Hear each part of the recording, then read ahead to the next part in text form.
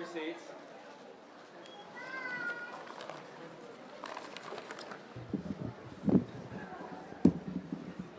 I would like to welcome everyone to the 2010 commencement for the UCLA Institute of Environment, Bachelor of Science in Environmental Sciences. Please.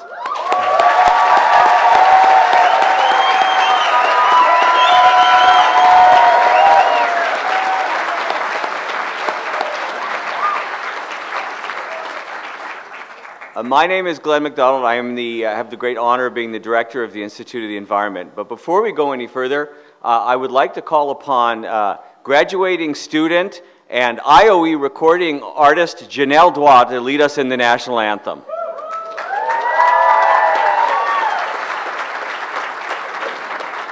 Please stand for the national anthem.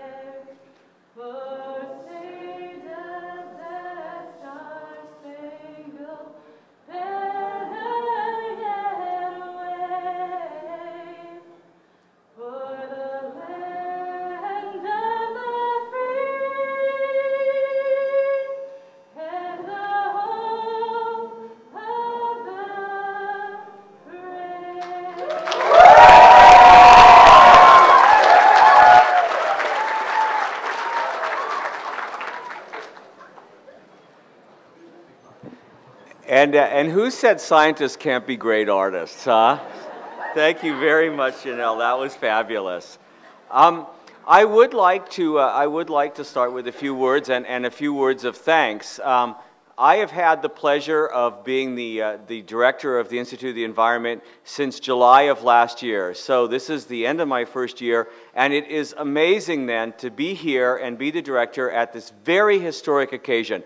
The first separate graduation from the Institute of the Environment. Formerly, we shared our graduation ceremony with other groups. We have blown the doors off Cornhall already. We will be moving into another place, obviously, next year. You are making history. Congratulations to our graduating class.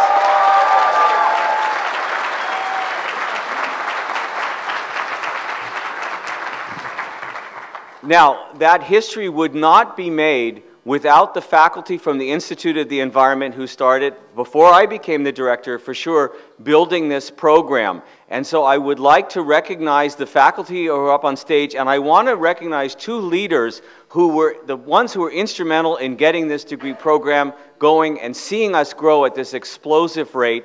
And they are our faculty and then our two former directors, Mary Nichols and Tom Smith. So please, a big round of applause.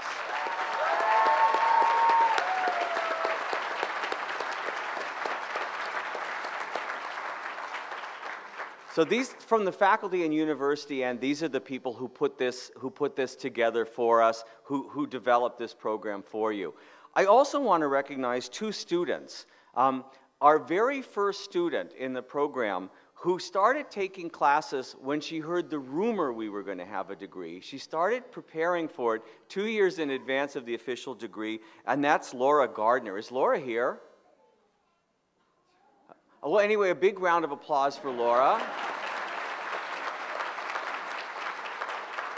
And then our very first graduate, a lonely person, right? I mean, look at how many there are of you here, but our very first graduate just a few years ago, Dorothy Love. Is Dorothy here? Dorothy, stand up.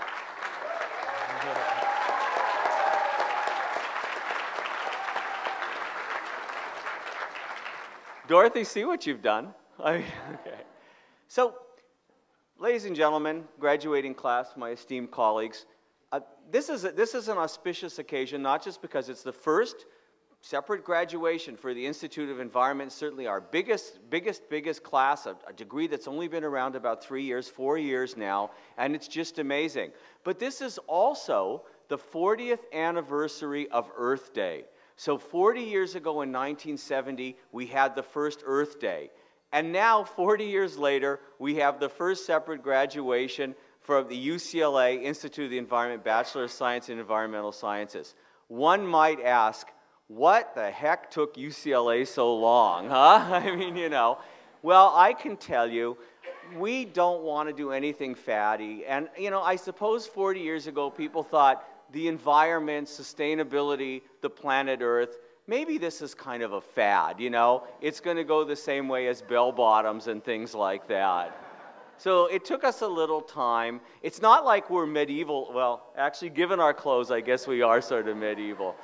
But I'm very, very pleased to see us doing this now. Now, we might ask a couple of questions. Okay, we might ask a couple of questions.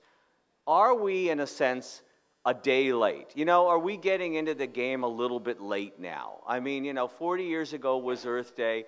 You know, has all the really hard work, the heavy lifting, the good stuff been done? Well, let's just think about a couple of things. Are we a day late? Are we $1 short? Well, first of all, in terms of, you know, everything being done, think back, some of you can, to some of the parents and friends out there in the audience, to the first Earth Day. What prompted that? What was one of the main things? It was an oil spill in Santa Barbara that occurred in 1969. So we've solved that oil spill problem, haven't we, folks, you know? So in terms of oil spills, no, I would say that we're not too late. There's still plenty of work to be done.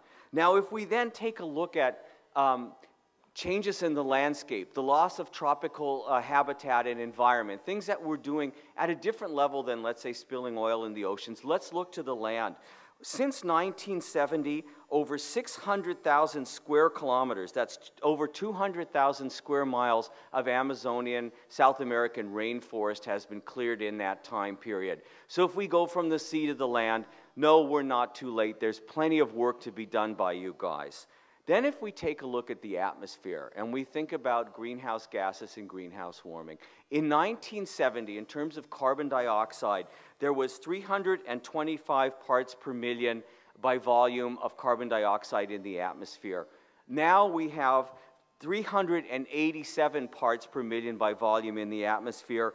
And actually what we found is greenhouse gas emissions have increased by 70% since 1970. There is plenty of work to be done on the environment. And the fact of the matter is, we can teach, we can help do it, but we are not going to be the ones that bring these solutions far into the next century. The solutions to the environmental challenges we face are sitting right in front of us here. This is going to be your job. We can help prepare you, we can set you going, but you, not to put too much of a heavy burden on you, you have got to save the planet, okay? So there's plenty of work. We're not too late. We're not too late. And we're not too late. Not only are the challenges there, but we're not too late because the mechanisms of facing those challenges are there. What we've seen since Earth Day in 1970 is there is a lot more partnership between students, between researchers, between policymakers, and between the private sector in terms of tackling environmental issues.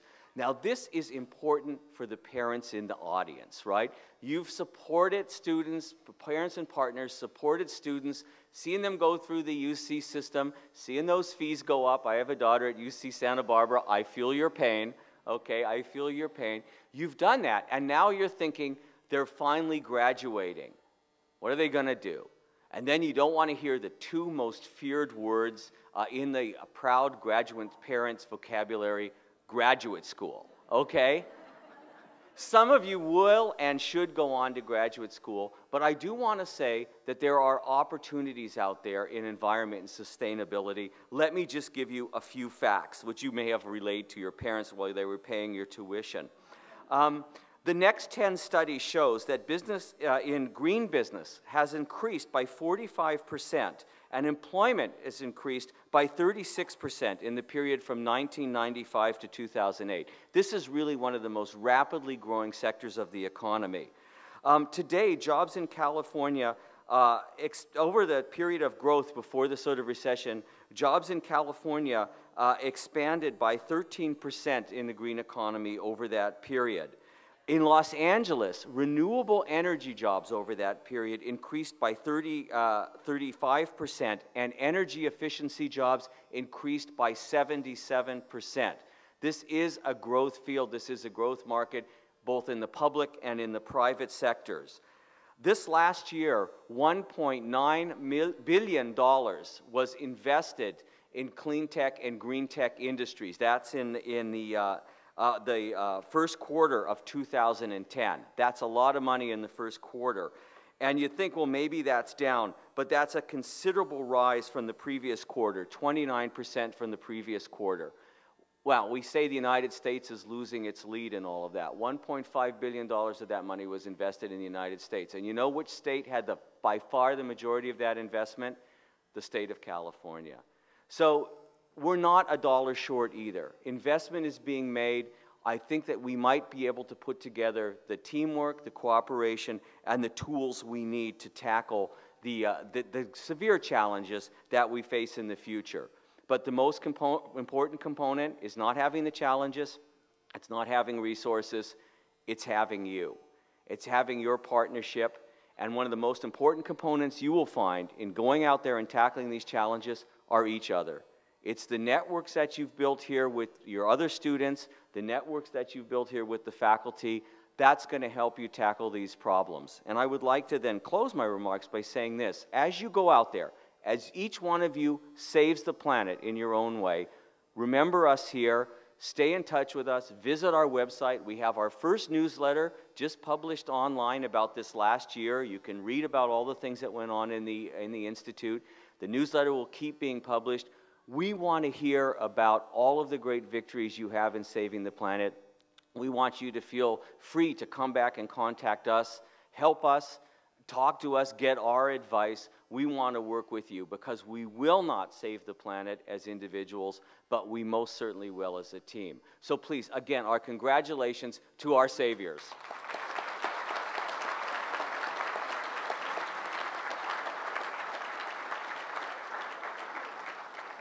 Now, it is a very, very great pleasure and honor for me to ask then our former colleague and leader and now the chair of the California Air Resources Board in Sacramento, Mary Nichols, to then speak to our graduating class.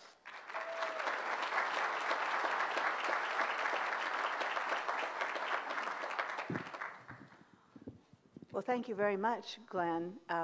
It's a great pleasure for me to be back here. It does feel like home. It was only a couple of years ago that I went off to accept the governor's invitation to run his signature climate program at the Air Resources Board, and I've never really lost the connection. I'm also honored, but it would be wrong for me to accept credit for the creation of this wonderful major that has led to all of these graduates being here today, because every single person who's sitting up here on the platform contributed to that effort, and I can assure you that it wasn't easy. The University of California does not lightly create new majors, and the idea of a new degree that was a science degree that would be rigorous and tough, I'm sure you can all nod to that, but at the same time broad and integrative, that would truly mirror the kinds of knowledge that are needed to be successful in the environmental world,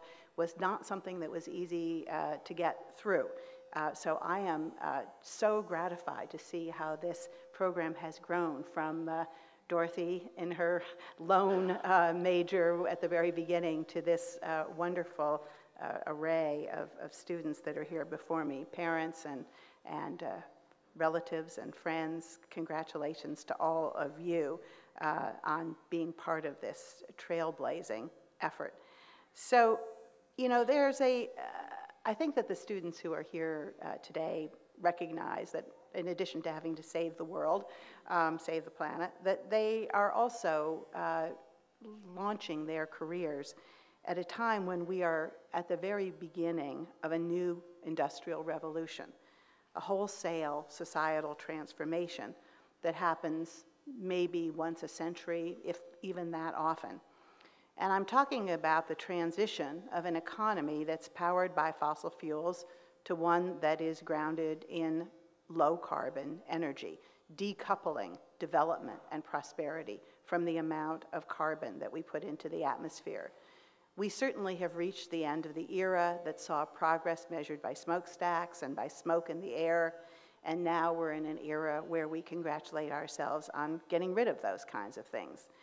And the corporate executives and the companies and the investors that are excelling in this green revolution talk in different kinds of terms. Instead of talking about growth as the only metric of what is good, they talk about growth in a kind of an athletic sense of being fit, trim, healthy in areas that improve quality and performance. The graduates who are here today are positioned to be at the crest of this new revolution. But to catch its waves, you are swimming against some of the currents of very narrow scientific specialization, and you're looking at the world not just in terms of short-term profit, but of longer-term sustainability. And each and every one of you in your career here has done work that has prepared you to be active participants in that new kind of an economy. It's certainly the most multidisciplinary undergraduate program on campus, and it is also exactly the kind of education that I believe, looking around at the government agencies that I work with primarily these days, is exactly what we need in people who are going to make policy, whether they do so as employees in governmental agencies, as private sector individuals, as advocates and activists, or simply as citizens and voters. About 40 years ago, the ecologist Barry Commoner wrote his very simple set of principles about life on Earth. And I have to say, in keeping with that 40-year theme that Glenn mentioned earlier, I also went back and looked at some of the early writings on this. So he articulated the first law of ecology, which I think is obvious perhaps, but it's worth reminding ourselves, which is the law that says everything is connected to everything else. And certainly when it comes to trying to do my work in putting together regulations and policies that can help mitigate and adapt to climate change here in the state of California, that has to be a guiding principle. We look to many different kinds of brain trusts to help us develop climate change solutions, and they're a real kaleidoscope of experts in energy, public health, urban planning, economics, venture capital, automotive design, building design, forestry, and dairy management, to name just some of the disciplines that are directly involved in crafting California's climate program. This type of holistic thinking is pretty new for the Air Resources Board. In fact, when I was the chairman of the board back in 1978 to 1983, during Jerry Brown's first term as governor, engineers pretty much ran the whole air pollution control agency. There were a few other kinds of engineers. We had some chemical engineers that were working on getting the lead out of gasoline. We had mechanical engineers who redesigned exhaust systems to remove more of the ozone-forming emissions.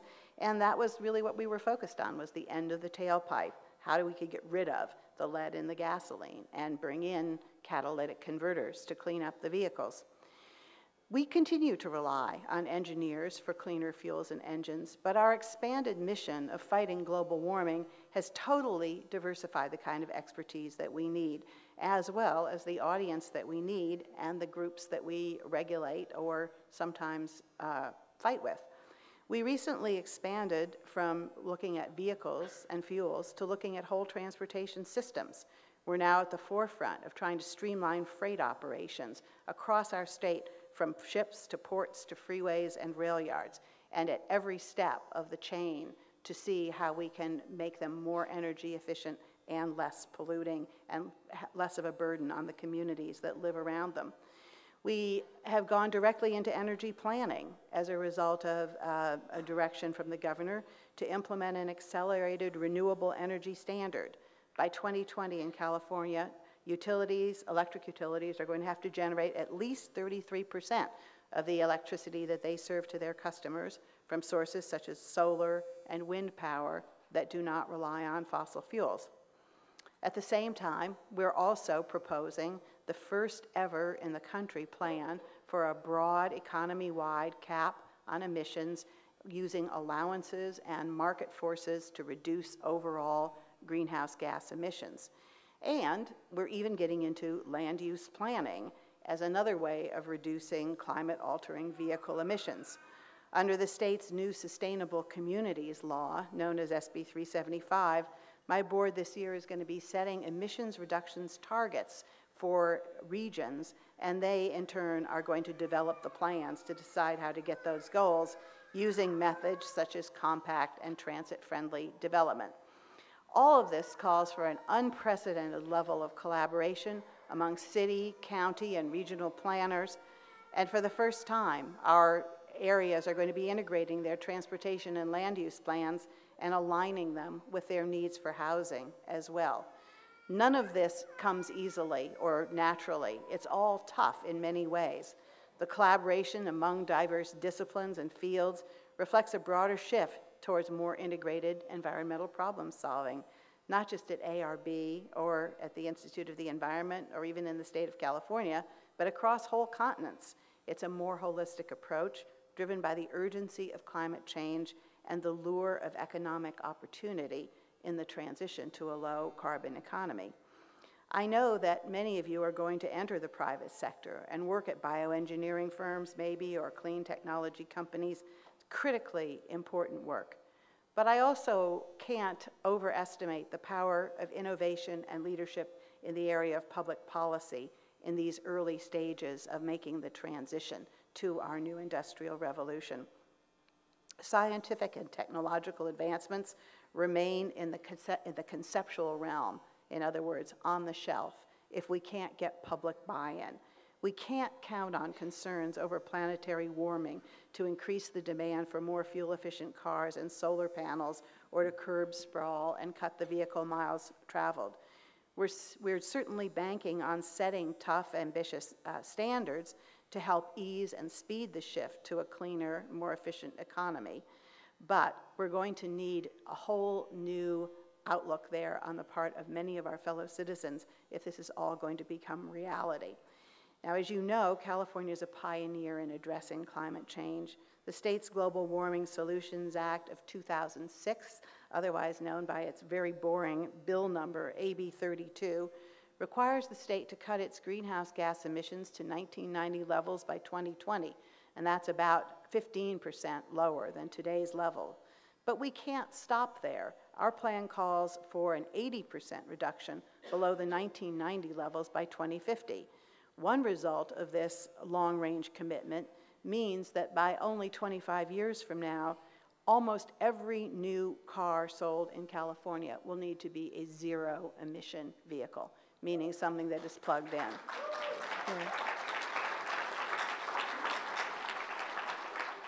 So our policies are designed to try to get us there. They're already helping to create the next generation of clean fuels, accelerate the rollout of hydrogen and electric fueling stations, and to change the way we plan and build our homes and our cities.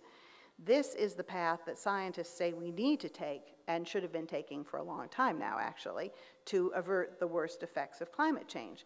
But it's also where Californians need to be if we want to address all of the other concerns about air quality, energy security, economic sustainability, and just plain more livable and friendly communities. So I think of AB 32 as an accelerator that gets us where we need to go, but helps us do it faster. Now, of course, we also have critics out there who are saying that if we carry out these measures, especially if we try to do it in the next few years while the economy is still recovering from a terrible recession, that we're going to seriously hurt California's competitiveness, that we will hold back our economy. But every credible forecast that I have seen to date forecasts that the impacts of doing what I've suggested we need to do, and I think what we all know we need to do to address the problem of global warming, actually will have a rather small effect on the economy, because we are going to continue to grow no matter what we put into effect. It's just a matter of how we grow, not whether we grow. And with the measures in place that we're talking about for implementing AB 32, the renewable energy standards, the low carbon fuel standards, the zero emission vehicle standards, and so on, we will be less dependent on a limited supply of fossil fuels, more protected against volatile oil prices, we'll have greater energy security, and we will be generating a stronger clean tech sector, creating tens of thousands of new, well-paying green jobs. We will continue to lead the nation, as we do now, in investments in clean energy ventures and be in a far better position to take advantage of the global market for green technology. We can't afford to yield or cede this leadership role that we've established now to other states who are waiting in the wings, and they are, Massachusetts, Texas, et cetera, let alone, of course, other countries. The Air Resources Board's latest economic analysis shows that California businesses and consumers will actually see their expenditures on fuels drop by an average of 5% in 2020, which is the result of increased investment in cleaner fuels and more energy efficiency. And this reduced consumption of gasoline, in turn, will save California $3.8 billion annually beginning in 2020. That's money that California residents can put back into their pockets, back into their communities, by spending on the goods and services that they'd rather have, rather than putting them into their gas tanks. So let me say why I think that AB 32 is not likely to go away. I think that the scientific foundation for addressing climate change does continue to grow stronger, despite hiccups, despite the revelations that sometimes scientists fight with each other and are not perfect. Every month, every year, the information keeps piling up that shows that CO2 is not going out of our atmosphere, and that the consequences are being seen in exactly the places where we predicted that they were going to be seen, in the oceans and on the land. So, in addition to that, Congress isn't about to derail us by passing a national climate law. We wish they would, we hope they will, but even if they do, they will be relying on states, including California, to continue carrying out the measures that we've already begun. Hopefully they will adopt a national program that we will be able to fold our program into, but we will be out there on the front lines, nevertheless, in the areas of energy efficiency and renewable technologies. And every one of the bills that is either passed in the case of the House or is likely to be on the front burner this year recognizes the leadership role that California and the other states have played here. Indeed, last month, when President Obama signed an order making it clear that California will keep its authority under the Clean Air Act to set our own tougher standards for the next generation of vehicles and fuels, he specifically called out the key role that states have played in being able to develop these kinds of measures. So I believe that you could count on the forces that are continuing to mandate these changes, continuing on into the future. And if anything, the policy reasons for this grow greater. The Defense Department now considers climate change to be what they call a threat multiplier. The Securities and Exchange Commission requires corporations to reveal their climate exposure so investors can decide what their financial stability is likely to be in the long term. I think it's safe to say that investing in clean technology is going to continue to be a good bet.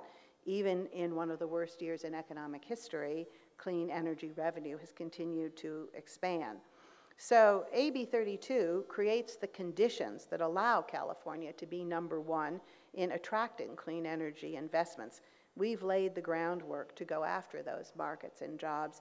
It just doesn't make any sense to have sown the field and not to reap the harvest.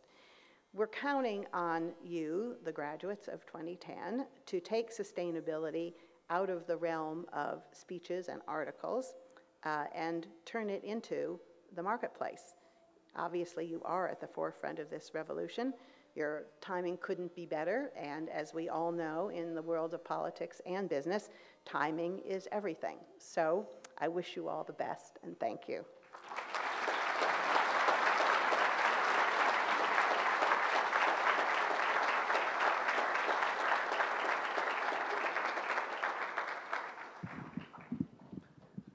After hearing then from one of our distinguished faculty members and of course a leader who was instrumental in producing this degree program, I think it's right that we should hear from one of the students. So I'm going to ask Janelle Dwa to come up, and she will be singing her speech. Janelle Dwa to come up and give a speech on behalf of the students. Janelle.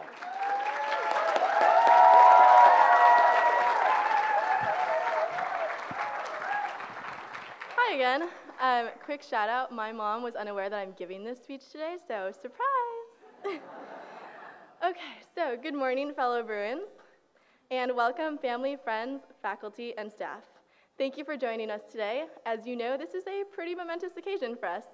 Today, we officially step out into the world as UCLA alumni. How good does that sound?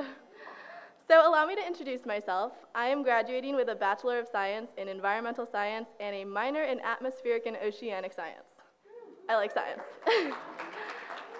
So each of us had a different reason for selecting this major. I chose it because I've always had a passion for environmental issues, particularly those pertaining to marine ecosystems.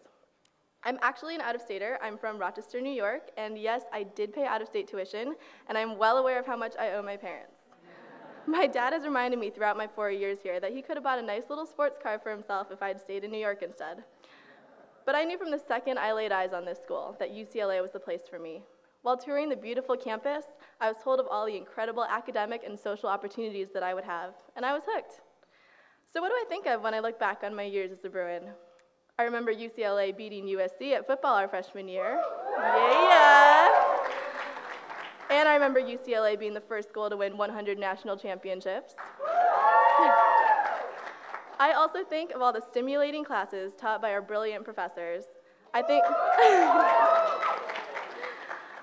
of the top-notch facilities and amazing once-in-a-lifetime opportunities, such as touring China with the UCLA Chorale or listening to Bill Clinton give a speech in the Sculpture Garden.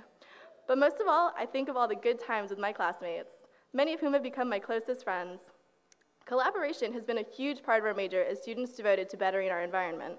It's something that I have loved about being a part of the Institute of the Environment.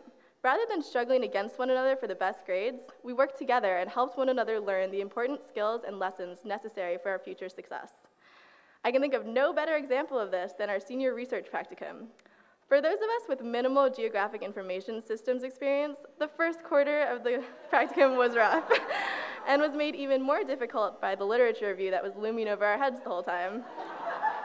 But despite our complaints about the assignments and the stress we endured from our research projects, the year-long practicum gave us the chance to really bond. The truth is, bonding and cooperating with my fellow classmates has always been easy. We share an important quality, a profound and enduring desire to change our world for the better. Often when meeting new people, the first question they ask after finding out your name and year is, "What's your major?" Well, as Institute of the Environment students, we are subject to a certain stereotype. We're labeled as hippies, tree huggers, nature lovers, etc.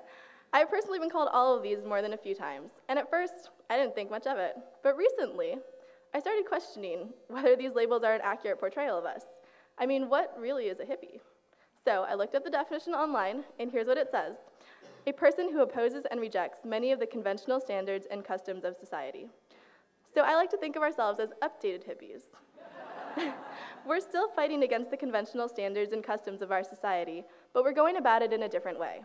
We're educating and informing people about the issues that our world faces today. We're working with the government and with businesses to encourage a shift in the way we interact with our environment. In other words, we've changed our tactics. We know that if you show someone the effects of their actions and choices and teach them about sustainable alternatives, you get real results. Many people don't understand what you can do with an environmental science degree. It's pretty simple though. When I'm asked, what are you going to do for a living? I reply, in all seriousness, I'm going to save the world.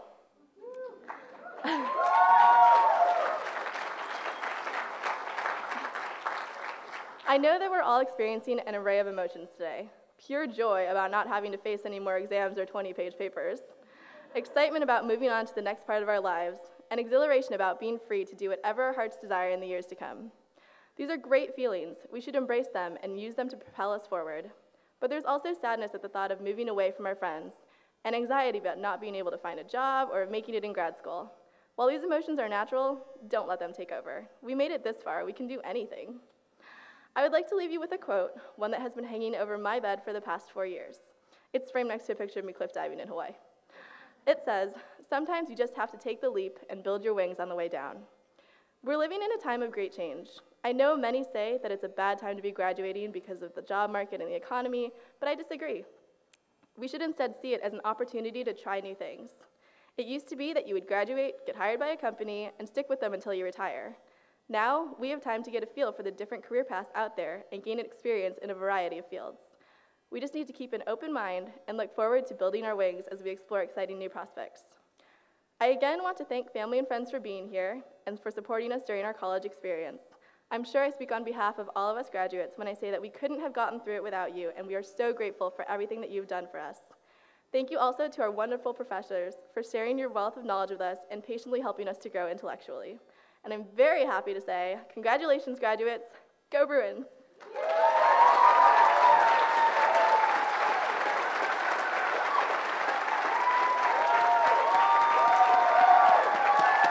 Superb. So for everybody that she represented, please, round of applause.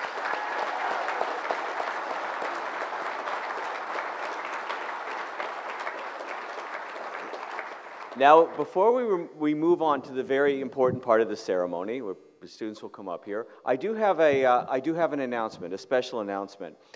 All of you know that the UC system has faced some pretty tough economic times, some pretty steep cuts.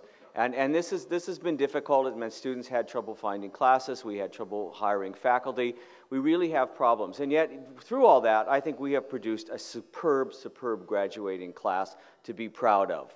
We've managed to do that. And we also know at the same time that parents and students have had a hard time because the economy's rough. And yet, we managed to do it. We did it together. So it's fabulous. Some of you have actually supported us in that time. Some of the parents out there have come to our website and have supported us, and for that I thank you. A big round of applause for those who have donated over the last year. Now, I have two very, very pleasurable announcements to make in regards for support for this undergraduate degree program, in particular, the Institute of the Environment, our Bachelor of Sciences in Environmental Sciences. Because it's tough, and the UC system and the state are facing tough times. People have stepped up. And the first really wonderful announcement I have to make is that Mr. Tony Pritzker, who is the chairman of our Board of Advisors, has made an endowment of $500,000, and I'm announcing it officially today for the first time, $500,000 to hire in teachers, to hire in distinguished lecturers, to help students get through the program on time and be exposed to the very best minds in the country. So a round of applause for the Pritzker Endowment, Mr. Tony Pritzker.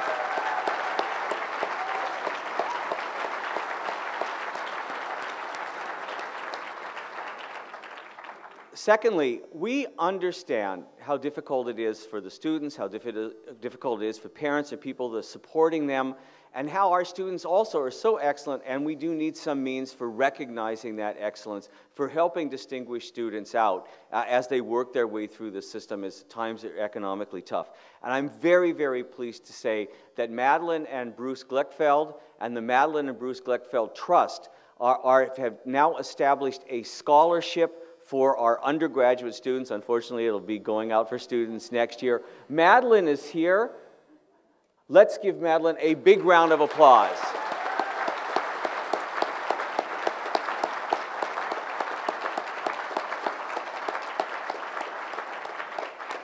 So we are not only going to sustain this program, we are going to make it grow, and part of it we're going to do with your help, and we are dedicated to it, and this program will grow, and we move forward for the next year with a lot of optimism and some really, really important help. Now I would like to get to the part of the ceremony for the commencement and for your actually getting your little slip of paper, which you've been waiting for 4, 5, 6 years, okay?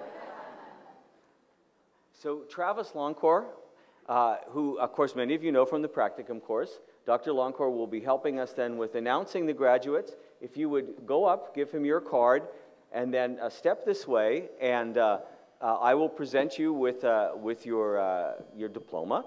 And also there will be an opportunity for a picture to be taken with me in this fancy rig. All right, actually, before announcing the graduates in environmental science, we'd like to recognize 4 award recipients in the graduating class. The Environmental Science Academic Achievement Award recognizes the environmental science students who graduate with the highest level of academic achievement in his or her cohort. This year we recognize 3 students. All 3 have cumulative GPAs over 3.8 and over 3.9 in the major.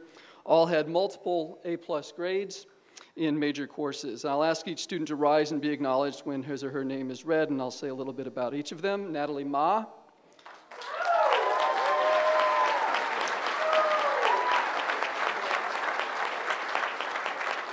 Natalie is graduating with a minor in conservation biology. Next year, she will work at UCLA as a peer learning facilitator and in Dr. Hirsch's lab while she applies to graduate school in ecology or biology. Congratulations.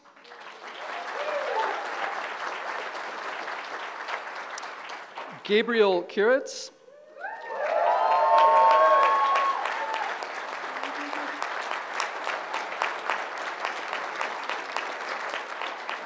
So Gabriel is graduating with a minor in atmospheric and oceanic sciences. He plans to travel to South America and the Middle East, where he will continue studies in Arabic with environmental science and develop environmental and climate change awareness in one of the energy capitals of the world. Congratulations.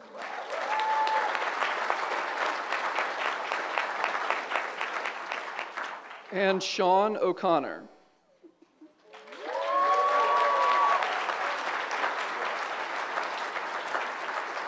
So Sean is graduating with a concentration in environmental health. He will be pursuing a MS PhD at UC Berkeley's Graduate Group in Environmental Health Science with full scholarship support. Before hitting the books again, he'll be traveling to China and whitewater rafting in Northern California this summer.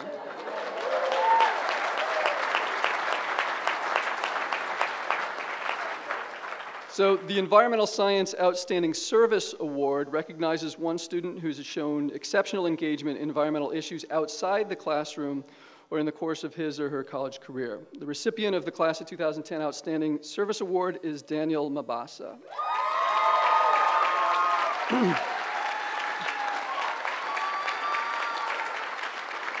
In his time at UCLA, Daniel has founded the Institute of the Environment's Green Social Network Club, volunteered for the online Green Living Guide for yourdailythread.com, interned for the environmental governance consultancy Wallace Partners, been a UCLA Sustainability Coordinator intern, worked on initiatives, environmental initiatives with Warner Brothers Entertainment, and introduced others to the natural world as an outdoor adventures leadership guide. I'm going to be looking to you for contacts next year. So congratulations, Samuel.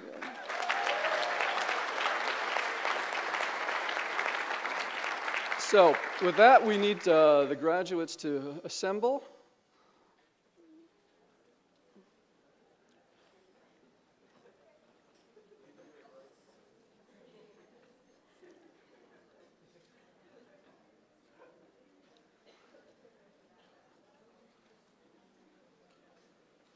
So,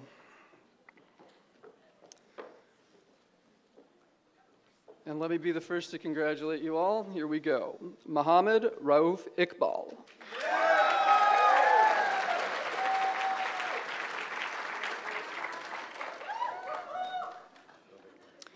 Miriam Urina.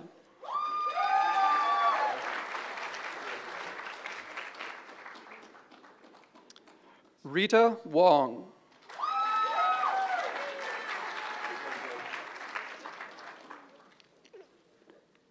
A.J. Price.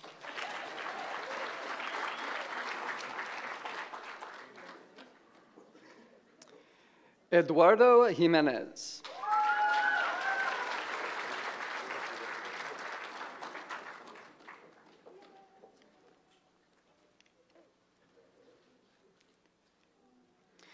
Pradipto Roy.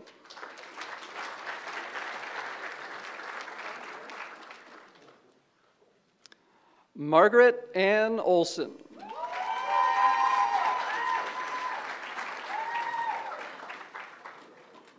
Erin Molberg.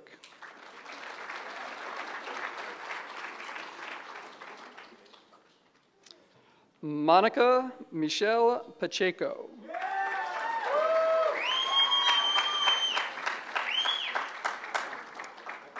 Natalie Jing Ma.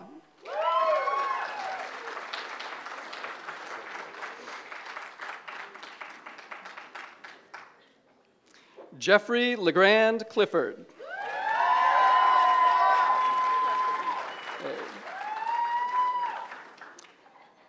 Stephanie Hoekstra.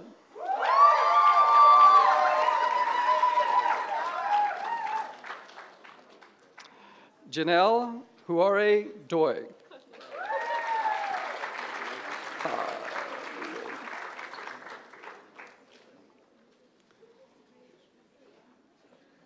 Chai Chung Tang.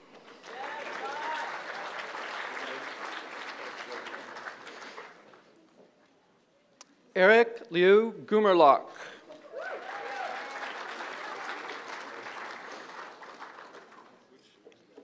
Jennifer Ashley Ward.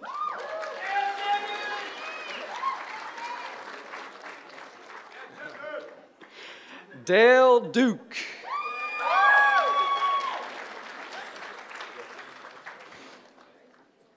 Sarah Hazel Young.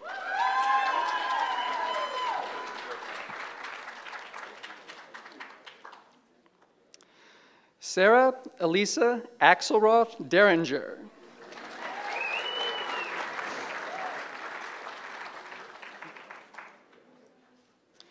Ellen Marie Dempsey.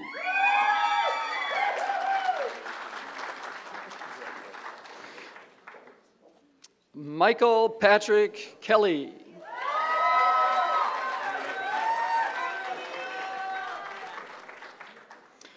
Aubrey Nicole Michi.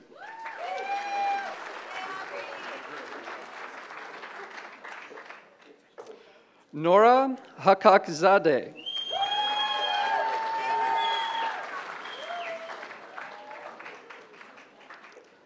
Daniela Denise Haman Nazaroff.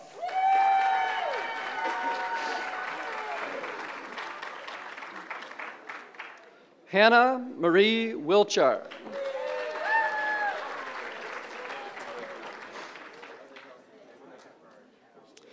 Jenny Yura Kim.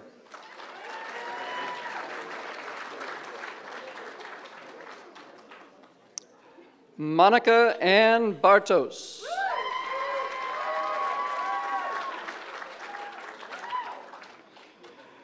Caitlin Elise Kelly Reef.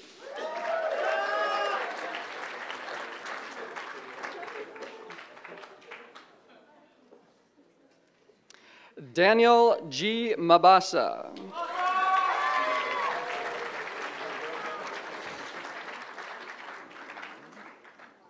Kalina Sundari Ward.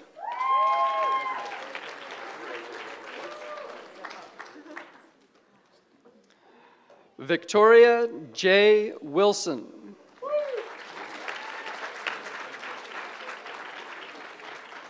Talmadge Maxwell Jordan.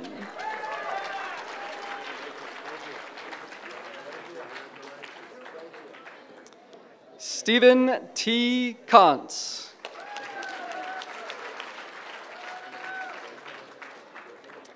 Jenna Marie Martin.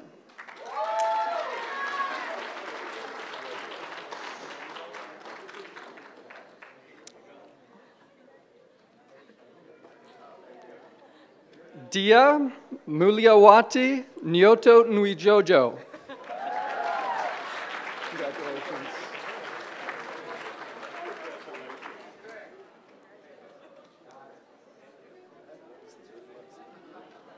Michelle D. Wong. Congratulations.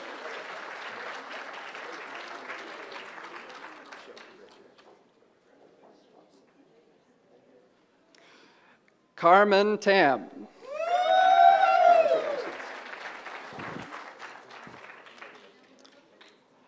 Jonathan T. Chang.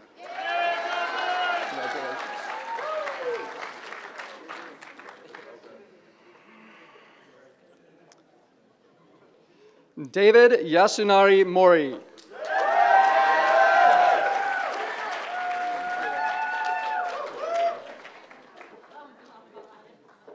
Jennifer Christina Webb.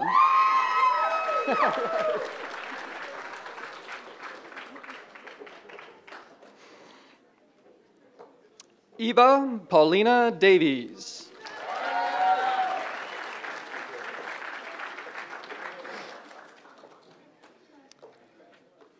Bianca Dora Shoelaker.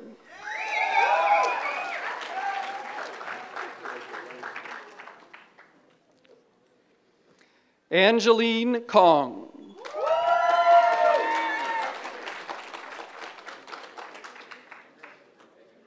Stephanie Macias.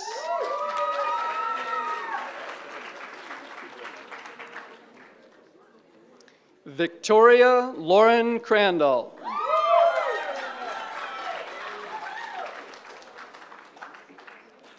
Philip Wong.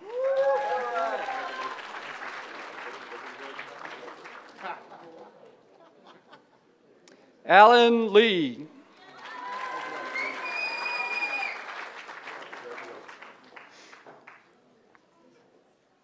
Karan Gupta.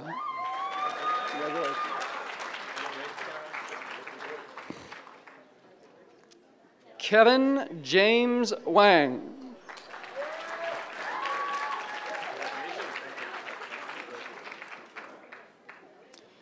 Victor Charles Weisberg. Congratulations.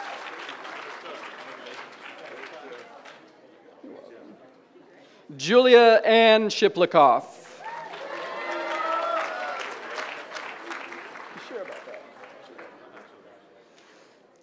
Gabriel James Juggernaut Kiritz.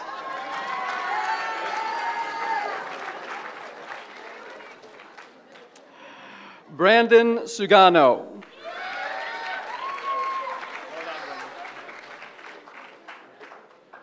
Soo Hyun Kim.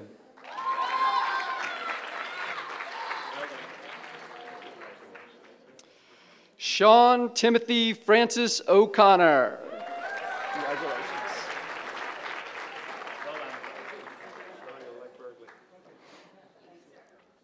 Christine Na.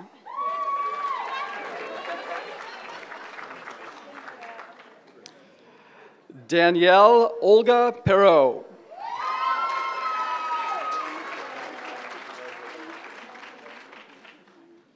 Janelle Bulnes Santos.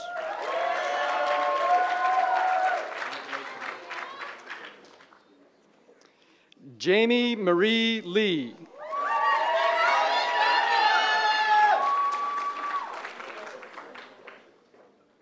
Huyan Terry Chan.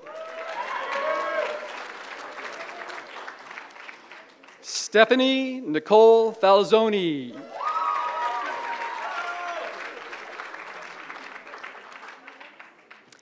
Allison Victoria Amrine.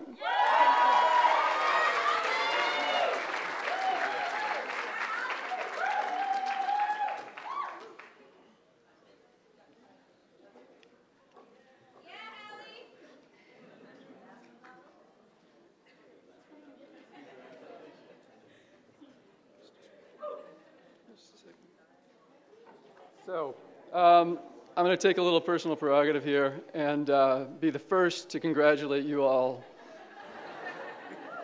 You made it through, and thanks for not complaining too much today. So, if you haven't already, I think your tassel gets moved from one side to the other. Congratulations.